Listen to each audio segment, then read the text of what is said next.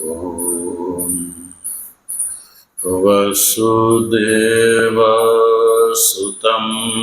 देवं कंसचाणूरमर्दनम् देवकी परमानन्दम् कृष्णं वन्दे जगद्गुरुं। मूकं करोति वाचालं पङ्गुं लङ्घयते गिरिं यत्कृपातमहं वन्दे परमानन्दमाधवम्। शङ्करं शङ्कराचार्यं केशवं बादरायणं सूत्रभाष्य कृतौ वन्दे भगवन्तौ पुनः पुनः। ईश्वरो गुरुरात्मेति मूर्तिभेदविभागिने व्योमवद्व्याप्तदेहाय दक्षिणामूर्तये नमः। ओम शांति शांति शांति। तत्व जिज्ञासु सज्जनों, भगवाननी परमानुकंपाथी श्रीमद् भगवद गीताना सांख्य योग नामना बीजा अध्यायना 67મા શ્લોકનો આપણે ગઈકાલે વિચાર કર્યો। ભગવાન શ્રી કૃષ્ણ સમાધિસ્થ સ્થિતપ્રજ્ઞની જે ભાષા છે એ બતાવી ચૂક્યા। તદઅનંતર समाधिस्थ जे स्थित प्रज्ञ छे एनु भाषण, आसन अने व्रजन ए बतावी रह्या छे।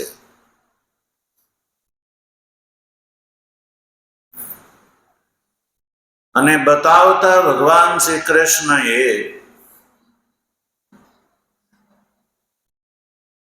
60મા श्लोक थी लईने 66મા 67મા શ્લોક સુધીમાં, એટલે કે 7 શ્લોક થયા। કેટલા? 60મા શ્લોક થી પ્રારંભ કરો। યતતો ह्यपि कौन्तेय पुरुषस्य विपश्चित इत्यादि थी અને 67મા શ્લોક સુધીમાં की तदस्य हरति प्रज्ञां वायुर्नावम इवांभसि। तो आ 7 श्लोकना समूह थी भिन्न भिन्न उपपत्ति द्वारा अर्जुन ने ए स्पष्ट कर दीधु के इंद्रियोनी विषयों प्रवृत्ति जे छे ए बहु प्रकार थी दोषनु कारण छे ए बतायो। शुं बतायो? इंद्रियोनी विषयों जे प्रवृत्ति छे ए बधाज दोषनु कारण ए छे। ए 7 श्लोकों थी बतायो भगवाने। 60 नंबरना श्लोक थी बताववानुं प्रारंभ कर्युं। हवे 68મા શ્લોકમાં એ કહેલી વાતનો ઉપસંહાર કરે છે। શું કરે છે? 60 નંબરના શ્લોકથી જે વાતનો પ્રારંભ કર્યો એ વાતનો હવે 68મા શ્લોકમાં ઉપસંહાર કરે છે. અને ભગવાન શ્રી કૃષ્ણે અર્જુનને સ્પષ્ટ કરી દીધું કે હે અર્જુન, ઇન્દ્રિયોની વિષયોમાં પ્રવૃત્તિ જે છે એ બધા જ દુઃખનું યા દોષનું કારણ છે. જો શું કહે છે 68મા શ્લોકમાં?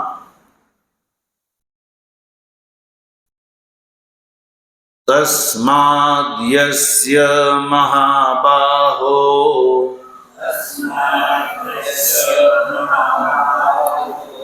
નિગૃહીતાનિ સર્વશઃ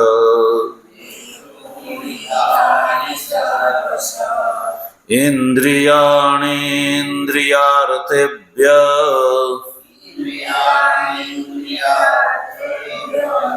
તસ્ય પ્રજ્ઞા પ્રતિષ્ઠિતા. તસ્માદ યસ્ય મહાબાહો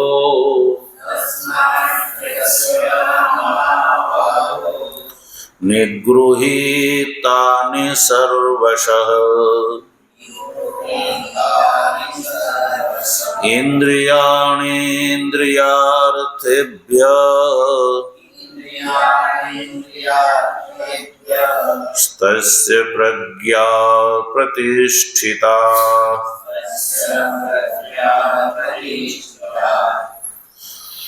સંધિ વિગ્રહ જો તસ્માત યસ્ય મહાબાહો નિગૃહીતાનિ સર્વશ. શ્લોકના પૂર્વાર્ધમાં બધા જ પદો છૂટા છે. ઉત્તરાર્ધમાં જવો ઇન્દ્રિયાણીન્દ્રિયાર્થેભ્યસ્તસ્ય, આ આખું પદ છે ને, તો એના કેટલા શબ્દો છૂટા પડશે? જો ઇન્દ્રિયાણી, ઇન્દ્રિયાર્થેભ્યઃ ને તસ્ય, 3 પદ છૂટા પડશે. પ્રજ્ઞા પ્રતિષ્ઠિતા એ જુદા જ છે. હવે આપણે આ શ્લોકને વાક્ય રૂપમાં બોલીએ. વાક્યમાં બોલવાનો છે. તસ્માત બોલો. મહાબાહો યસ્ય ઇન્દ્રિયાણિ સર્વશઃ ઇન્દ્રિયાર્થેભ્યઃ નિગૃહીતાનિ તસ્ય પ્રજ્ઞા પ્રતિષ્ઠિતા. યા ફરીવાર બીજા પ્રકારથી વાક્ય બોલીશું. તસ્માદ મહાબાહો યસ્ય ઇન્દ્રિયાણિ ઇન્દ્રિયાર્થેભ્યઃ સર્વશઃ નિગૃહીતાનિ તસ્ય પ્રજ્ઞા પ્રતિષ્ઠિતા. આ વાક્યનું સ્વરૂપ થયું. શ્લોકને આપણે વાક્યમાં બદલી નાખ્યું. હવે વાક્યનો અર્થ જોઈએ આપણે. સૌ પ્રથમ ભગવાન શ્રી કૃષ્ણ તસ્માદ, તસ્માદ શબ્દનો અર્થ થાય એટલા માટે. તસ્માદ મને એટલા માટે. તો તસ્માદ શબ્દનો પ્રયોગ એ બતાવે છે કે આ પૂર્વમાં જે ભગવાન કહી ચૂક્યા છે એ વાતનો ઉપસંહાર કરવા માંગે છે. એટલે કે પૂર્વમાં ભગવાન કોઈ કારણ બતાવી ચૂક્યા છે. એટલે હવે એ કારણ ઉપસ્થિત કર્યા પછી જે મુખ્ય વાત કહેવા યોગ્ય છે એ ભગવાન એનો ઉપસંહાર કરી રહ્યા છે. એટલે યતતો હ્યપી કૌંતેય એ 60મા શ્લોકથી લઈને 67મા શ્લોકમાં જે વાત કરી એમાં ભગવાને કહ્યું કે ઇન્દ્રિયોની જે વિષયોમાં પ્રવૃત્તિ બધા જ દોષ યા દુઃખનું કારણ હોવાથી, તસ્માત મને એટલા માટે. તસ્માત શબ્દનો અર્થ થયો ઇન્દ્રિયોની વિષયોમાં પ્રવૃત્તિ બહુ દોષનું કારણ હોવાથી. એટલે 60મા શ્લોકથી લઈને 67મા શ્લોકમાં કહેલી વાત જે છે એનો ટોટલ છે કે ઇન્દ્રિયોની વિષયોમાં પ્રવૃત્તિ બહુ દોષનું યા બહુ દુઃખનું કારણ છે. એ વાત ભગવાને અર્જુનને સ્પષ્ટ કરી દીધી, યુક્તિથી, ઉપપત્તિથી કહી દીધી. એટલા માટે હે અર્જુન, તસ્માતનો અર્થ છે એટલા માટે હે મહાબાહો. હે મહાબાહો એ અર્જુનના માટે સંબોધન છે. કહ્યું કે હે મહાબાહો, યસ્ય, યસ્ય એટલે જે યતિની. યસ્યનો અર્થ છે જે યતિની. યતેહ ઇન્દ્રિયાણિ ઇન્દ્રિયાર્થેભ્ય સર્વશ નિગૃહીતાની. એટલે જે યતિએ પોતાની ઇન્દ્રિયોને ઇન્દ્રિયોના અર્થથી નિગૃહિત કરેલી છે. ઇન્દ્રિયોને ઇન્દ્રિયોના અર્થથી નિગૃહિત કરવી એટલે કંટ્રોલમાં કરવી. ક્યાંથી કંટ્રોલમાં કરવી? કયું? ઇન્દ્રિયોના અર્થમાંથી.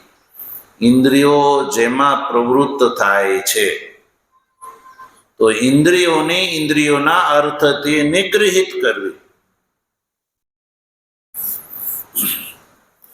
ઇન્દ્રિયોના અર્થ કયા ભાઈ? કે જેમાંથી ઇન્દ્રિયોને નિગૃહિત કરવાની વાત થઈ.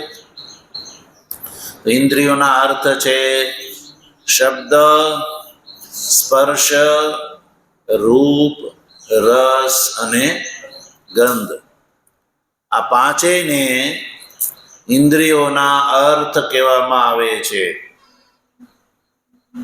અને ઇન્દ્રિયોથી અભિપ્રાય છે શ્રોત્ર, ત્વક, ચક્ષુ, રસના અને ઘ્રાણ. આ પાંચેય જ્ઞાનેન્દ્રિયો જે છે એ ક્રમથી શ્રોત્ર જે છે એને શબ્દથી, ત્વગ જે છે એને સ્પર્શથી, ચક્ષુને રૂપથી, રસનાને રસથી અને ઘ્રાણેન્દ્રિય જે છે એને ગંધથી. આ શબ્દાદી વિષયોમાં ઇન્દ્રિયોની પ્રવૃત્તિ જે છે એ સ્વાભાવિક છે, સ્વભાવ પ્રવૃત્ત છે. જો તમે એને બાંધી ન હોય તો એ ઇન્દ્રિયો જે છે જેમ જળને તમે ઢોળો તો એ ઢાળ તરફ એનું વહેવું એ એક સ્વાભાવિક છે. એમાં કોઈ એને પ્રેરિત નથી કરતો યા ધક્કો નથી મારતો. પણ જળનો જે છે પ્રવાહી પદાર્થનો એ સ્વભાવ છે કે એ તમે જ્યાં ઢોળો ત્યાંથી એ જે બાજુ ઢાળવો એ બાજુ વહેવા લાગે છે. પણ ઉપર ચડાવવું હોય તો પંપની જરૂર પડે. એમ ઇન્દ્રિયોની પ્રવૃત્તિ શબ્દાદી વિષયો તરફ એનું જવું એ સ્વાભાવિક છે. એક મૂર્ખ યા મૂઢ મનુષ્યની વાત જવા દો. પશુની પ્રવૃત્તિ જે છે, પશુ, પક્ષી, કીટ, પતંગ, આ બધા જે જીવો છે જે તિર્યક દેહધારી જેટલા જીવો છે એ બધામાં આ પ્રવૃત્તિ જોવા મળશે કે એની જે શ્રોત્રાદિ ઇન્દ્રિયો છે એ સ્વાભાવિક રૂપથી શબ્દાદિ વિષયો તરફ જાય છે. તો હવે અહીંયા જ્યારે આત્માનો લાભ લેવો છે, સંસારનો લાભ લેવો હોય તો ઇન્દ્રિયો વિષયોમાં જાય તો સંસારનો લાભ મળે છે. કારણ કે ઇન્દ્રિયો જે છે એ બહિર્મુખી છે અને બહિર્મુખત્વ એ પણ સ્વાભાવિક છે, વિશ્વસૃજ દ્વારા છે. એ શું છે? વિશ્વસિદ્ધ બ્રહ્મા એ જ ઇન્દ્રિયોને બહિર્મુખ બનાવી છે. એટલે એનો સ્વભાવ સિદ્ધ જે છે એ પ્રવૃત્તિ એ વિષયો તરફ છે જ. એમાં કોઈને ઉપદેશ આપવો પડતો નથી કે તમે તમારી ઇન્દ્રિયોને વિષયોમાં જવા દો.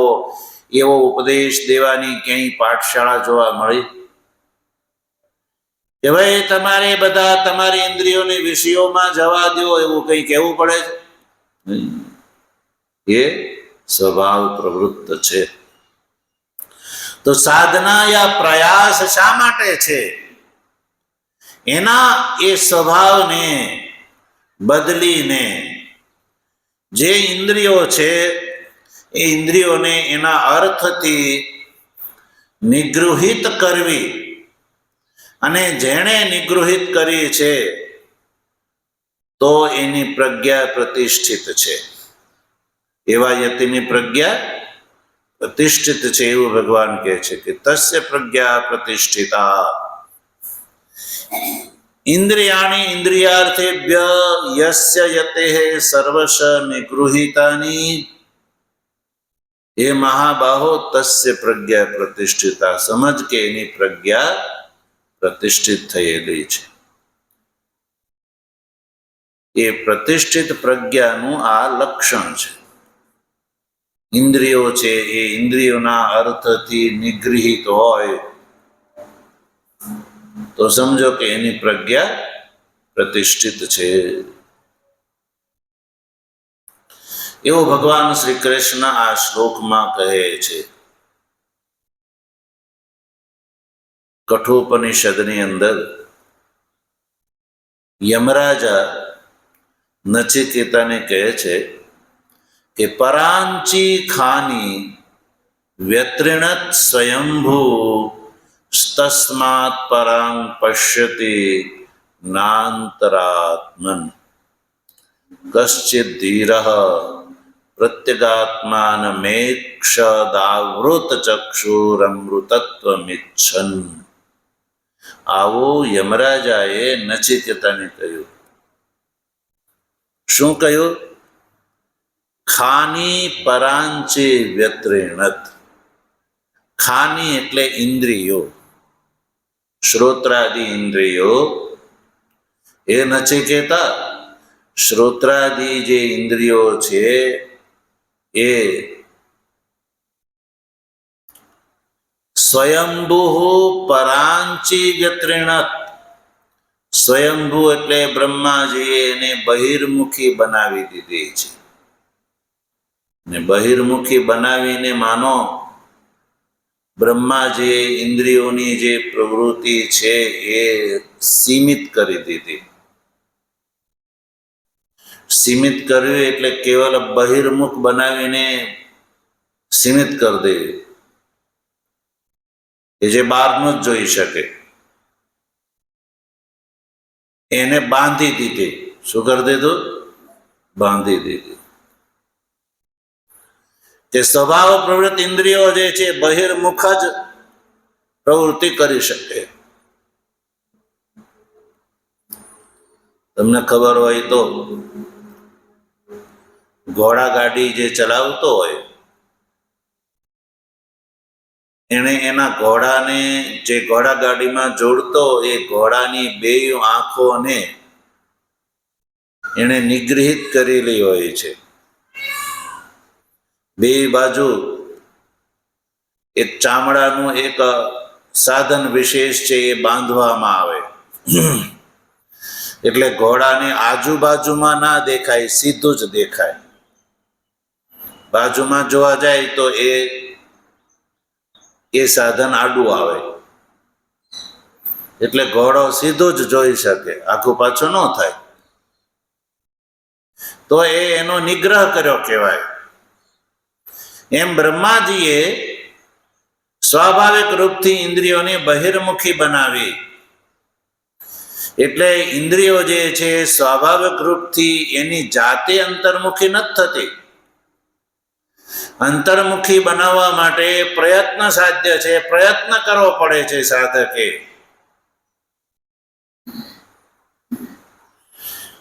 જ્યારે સાધક યા યતિ યા વિવિધિષુ સંન્યાસી પ્રયત્ન પૂર્વક અંતર્મુખી કરે તો એ થઈ શકે છે પાછી. એટલે નાંતરાત્મન પશ્યતિ, બહિર્મુખી સ્વભાવ હોવાના કારણે એ ઇન્દ્રિયો અંતરાત્માને જોઈ શકતી નથી. એટલે ઇન્દ્રિયોથી આત્મા ક્યારેય દેખાય નહીં. ઘણા લોકો એમ કે ભાઈ આત્મા હોય તો દેખાય નહીં, અમને તો ક્યારેય આત્મા દેખાતો નથી. કેમ નહીં દેખાતો હોય? તો ધ્યાન આપો, આત્મા કેમ નથી દેખાતો એ બતાવો. તો પહેલા દેખાય છે શું એ જાણો. જે શબ્દ, સ્પર્શ, રૂપ, રસ અને ગંધ, આ 5 લક્ષણથી યુક્ત જે પદાર્થ છે ને એ જ પદાર્થ દેખાય છે, સ્પર્શ કરી શકાય છે, સાંભળી શકાય છે, ચાખી શકાય છે અને સૂંઘી શકાય છે. જો વિચાર કરશો તો આ વાત સામે આવી જશે. શ્રોત્ર એ કેવલ સાંભળી જ શકે છે. કોને સાંભળી શકે છે? શબ્દને. શ્રોત્ર પાસે તમારે કોઈ બીજું કાર્ય કરાવવું હોય તો એ નહીં કરી શકે. તમે કહો કે શબ્દ શ્રોત્રથી મારે જોવું છે તો એ તમને દેખાડી શકશે? શ્રોત્ર એ એક નિશ્ચિત છે કે એ કેવલ શબ્દનું જ ગ્રહણ કરી શકે છે. એ સિવાય સ્પર્શાદીનો એ અનુભવ નથી કરી શકતો. એવી રીતે ત્વગિન્દ્રિય જે છે એ કેવલ સ્પર્શ જ કરી શકે છે. એનાથી સાંભળવું હોય તો સંભળાશે નહીં. ચક્ષુ જે છે એ કેવલ રૂપ જ ગ્રહણ કરી શકે છે. એ સાંભળી યા સ્પર્શ કરી શકતી નથી ચક્ષુરિન્દ્રિય. એટલે એ જ રીતે રસના ઇન્દ્રિય છે એ કટુ કષાયાદી જે ષટ રસ છે એનો જ એ ગ્રહણ કરી શકે છે. એવી જ રીતે ઘ્રાણેન્દ્રિય છે, એનો સ્વભાવ જે છે એ પણ નિશ્ચિત છે, એ ગંધનું જ ગ્રહણ કરી શકે છે. એ સિવાય બીજું કઈ કાર્ય કરી શકતી નથી. તો આ જે શ્રોત્રાદી જે 5 ઇન્દ્રિયો છે એ 5 ઇન્દ્રિયો 5 ભૂતમાંથી બને છે. શેમાંથી? 5 ભૂતમાંથી બને છે. 5 ભૂતના સાત્વિક અંશથી બને છે. અપંચકૃત પંચમહાભૂતના સાત્વિક એક ભૂતના એક સાત્વિક અંશથી બને છે. અને એટલે જ સજ્જનો શ્રોત્ર ઇન્દ્રિય જે છે એ અપંચીકૃત પંચમહાભૂતના સાત્વિક અંશથી બને છે. શ્રોત્ર ઇન્દ્રિય આકાશથી બને છે. શેનાથી? આકાશથી. અને શબ્દ ગુણ છે એ કોનો છે? આકાશનો છે. શબ્દ ગુણ આકાશનો હોવાથી આકાશ અપંચીકૃત આકાશ છે એમાંથી શ્રોત્ર ઇન્દ્રિય બને છે, એટલે શ્રોત્ર ઇન્દ્રિય દ્વારા કેવલ શબ્દનું જ ગ્રહણ થઈ શકે છે, અન્ય વિષયનું નહીં. એ જ રીતે પાંચેય ભૂતોને સમજી લો, એમાંથી 5 જ્ઞાનેન્દ્રિયો અને 5 વિષયોનું જ ગ્રહણ કરી શકે છે સજ્જન. આવું આપણા શાસ્ત્રો અને આચાર્યો કહે છે. કોણ કહે છે? શાસ્ત્રો અને શાસ્ત્રના અર્થને જાણવા વાળા આચાર્યોએ આ બધું રિસર્ચ કરીને સિદ્ધ કરેલી વાત છે. આમાં ક્યાંય કોઈ બાંધછોડ યા એવું કે ભવિષ્યમાં આની અંદર કોઈ નવું સર્ચ થાય અને આમાંથી કંઈક નવું નીકળે એવી પણ કોઈ સંભાવના નથી. એટલે શ્રોત્રાદિ ઇન્દ્રિયોની એ સીમા છે, એ શબ્દ સ્પર્શ રૂપ રસ અને ગંધનું જ ગ્રહણ કરે છે. અને આત્માની વાત છે તો આત્મા શબ્દ રૂપ નથી, સ્પર્શ રૂપ નથી, રૂપ રૂપ નથી, રસ રૂપ અને ગંધ રૂપ નથી. તો પછી આત્મા ઇન્દ્રિયોનો વિષય કેવી રીતે બની શકે? બોલો. એટલે આત્મા કોઈની ઇન્દ્રિયોથી જાતો આવતો દોડતો ખાતો પીતો એ દેખાતો નથી, ક્યારે સંભવ જ નથી. શાસ્ત્રો આત્માના સ્વરૂપને તો એ રીતે બતાવે છે કે આત્મા ઇન્દ્રિયનો વિષય નથી, પણ આત્માને રહેવાથી ઇન્દ્રિયો વિષયોમાં પ્રવૃત્તિ કરે છે. ઇન્દ્રિયોની વિષયોમાં પ્રવૃત્તિ એ વાત સાબિત કરે છે કે આત્મા વગર ઇન્દ્રિયોની વિષયોમાં પ્રવૃત્તિ સંભવ નથી. એટલે આત્માના શક્તિ અને સામર્થ્યથી સજ્જનો ઇન્દ્રિયો વિષયોમાં પ્રવૃત્તિ કરે છે. આત્માનું અસ્તિત્વ ઇન્દ્રિયોની પૂર્વે છે, ઇન્દ્રિયો પછી છે. આત્માનું અસ્તિત્વ તો પહેલેથી જ. તો પછી ઇન્દ્રિયો જે છે એ કેવી રીતે આત્માને જોઈ શકે? અર્થાત સંભવ નથી. એટલે ઇન્દ્રિયોને અંતર્મુખી કરવી પડે. બહિર્મુખી હોય ત્યાં સુધી બહાર તો એ શબ્દાદિનું જ ગ્રહણ કરી શકે છે.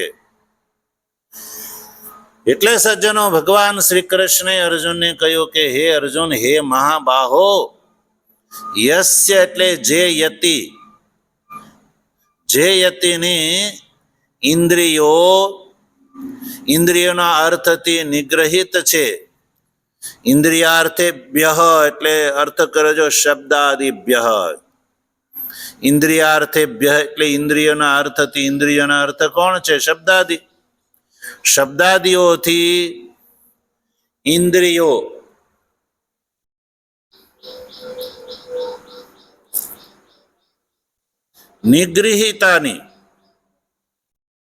નિગૃહિત છે સર્વ પ્રકારથી.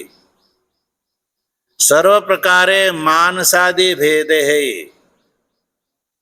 સર્વ પ્રકારથી માનસાદિ ભેદથી ઇન્દ્રિયો જે છે એ ઇન્દ્રિયોના અર્થથી નિગૃહિતાની શબ્દનો કોઈ અર્થ ભાષ્યકારે ન કર્યો, કારણ કે એ અર્થ સિદ્ધ જ છે, એમાં કોઈ કઠિન નથી. એટલે કે જેણે નિગ્રહિત કરીએ છે, જે યતિ એ, જે વિવિધિષુ સંન્યાસી એ, તો તસ્ય પ્રજ્ઞા પ્રતિષ્ઠિતા. હવે જે વિદ્વત સંન્યાસી છે સજ્જનો, એની અંદર આ વાત સ્વભાવ સિદ્ધ છે. વિદ્વત સંન્યાસીમાં તો આ સ્વભાવ સિદ્ધ છે. અને વિવિધિષુ સંન્યાસી એ શું કરવાનું છે? સાધના કરવાની છે. શું સાધના? કે ઇન્દ્રિયોના અર્થથી નિગ્રહિત કરવાનો અભ્યાસ કરવાનો છે. ભગવાન તો આ સાધન દ્રષ્ટિથી જ આ પ્રકરણમાં અર્જુનના પ્રશ્નનો ઉત્તર આપી રહ્યા છે. એટલે ભગવાન જે છે એ અર્જુનના સ્થિતપ્રજ્ઞા વિષયક જે પ્રશ્નો છે એ પ્રશ્નનો ઉત્તર વિદ્વત કરતા વિવિધિષુ સંન્યાસી કોટીથી એ પક્ષથી વધારે આપે છે. એટલે વિવિધિષુ સંન્યાસીને આ અનુકૂળતા વધારે રહે. એટલે વિવિધિષુ સંન્યાસીએ શું કરવું જોઈએ?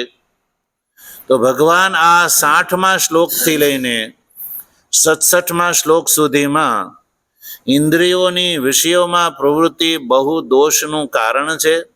એટલે ભગવાન કહે છે કે વિદ્વત સંન્યાસીને માટે આ ઉપદેશ છે કે વિદ્વત સંન્યાસી એ સૌ પ્રથમ ઇન્દ્રિયોને ઇન્દ્રિયોના અર્થથી નિગ્રહિત કરે. યસ્ય યતેઃ નિગૃહીતાની.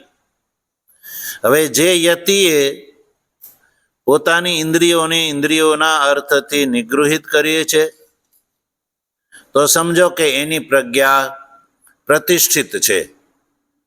એની પ્રજ્ઞા પ્રતિષ્ઠિત છે એટલે એ સ્થિત પ્રજ્ઞ છે.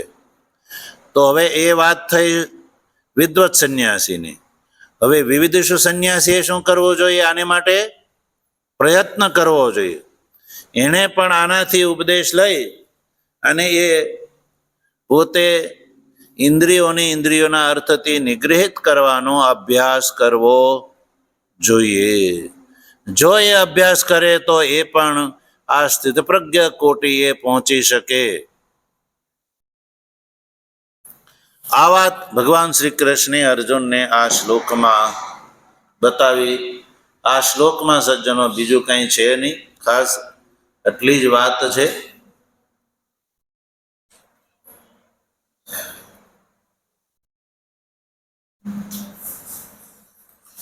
ત્યારબાદ ભગવાન આ 68મા શ્લોકમાં જે વાત કહી એ પૂર્વમાં કહેલી વાતનો ઉપસંહાર છે. શું છે? ઉપસંહાર છે. એટલે હવે આગળના શ્લોકમાં જે મુખ્ય પ્રવાહપાતી જે વાત છે એ વાત ભગવાન શ્રી કૃષ્ણ આગળ કહેશે કે આત્મવિદ જે સ્થિતપ્રજ્ઞ છે એનો સર્વ કર્મના પરિત્યાગમાં અધિકાર છે. એ વાત ભગવાન શ્રી કૃષ્ણ આગળના શ્લોકમાં બતાવવા જઈ રહ્યા છે. ભગવાનની કૃપા છે તો એનો વિચાર આપણે આગળ કરી શકીશું.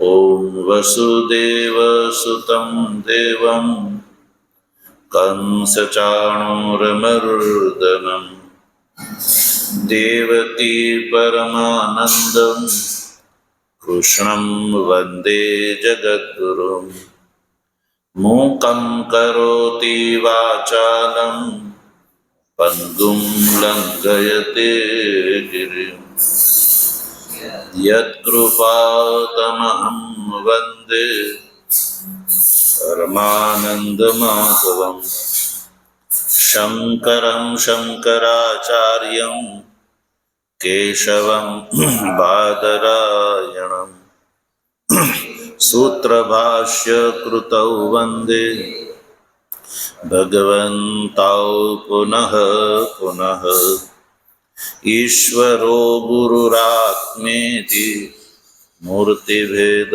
વિભાગિને વ્યોમવદ્વ્યાપ્તદેહાય દક્ષિણામૂર્તયે નમઃ. ઓમ શાંતિ શાંતિ શાંતિ. સદગુરુદેવ.